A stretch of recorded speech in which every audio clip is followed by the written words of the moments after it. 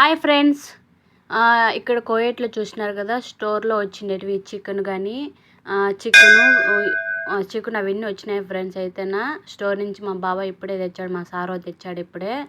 ఏమేమి వచ్చినాయంటే ఫ్రెండ్స్ అయితే ఇక్కడ చికెన్ వచ్చింది, బియ్యం కూడా వచ్చినాయి అన్నమాట. నేను బియ్యం అవన్నీ కూడా ముందుగానే పెట్టేసినామంట.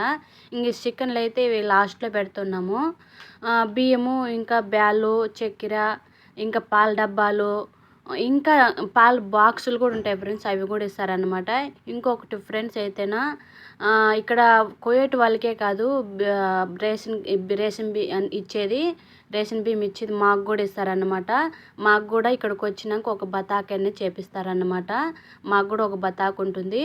మాకు కూడా గవర్నమెంటు ఇక్కడ స్టోరు ఇస్తారనమాట. మాకు కూడా బియ్యం ఇస్తారు, మాకు బ్యాళ్ళు ఇస్తారు, చక్కెర ఇస్తారు, నూనె ఇస్తారు, పాల డబ్బాలు ఇస్తారు. కానీ వీళ్ళు మాకు చెప్పరు ఫ్రెండ్స్, అంతేగాని కానీ అవి మాకు కూడా వస్తాయన్నమాట. ఇక్కడ అయితే ఫ్రెండ్స్ అయితేనా ఎప్పుడు కూడా స్టోర్ అయితే ఎప్పుడు ఓపెనింగ్లో ఉంటుందన్నమాట. వీళ్ళు ఎప్పుడు వెళ్తే ఎప్పుడు వెళ్ళినా కూడా వీళ్ళకి బియ్యం కానీ బ్యాళ్ళు కానీ చక్కెర కానీ ఏమైపోయినా ఒక్క వస్తువు అయిపోయినలే పోయి వీళ్ళు స్టోర్లోకి తెచ్చుకోవచ్చు అనమాట. అంత సౌకర్యం చూస్తారన్నమాట ఇక్కడ గవర్నమెంట్ వీళ్ళకి.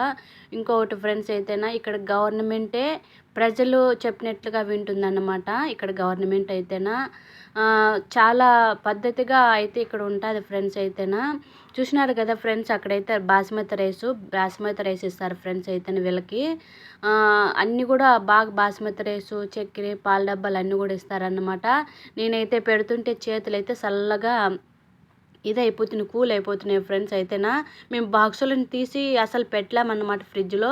చూసినారు కదా, ఈ ఫ్రిడ్జ్లో ఇలా స్టాక్ పెట్టుకుంటారనమాట వాళ్ళు చికెన్లు. వాళ్ళకి రోజు కూడా చికెన్ లేకుండా అయితే వాళ్ళు తినరన్నమాట. ఈ వీడియో నచ్చితే లైక్ చేయండి.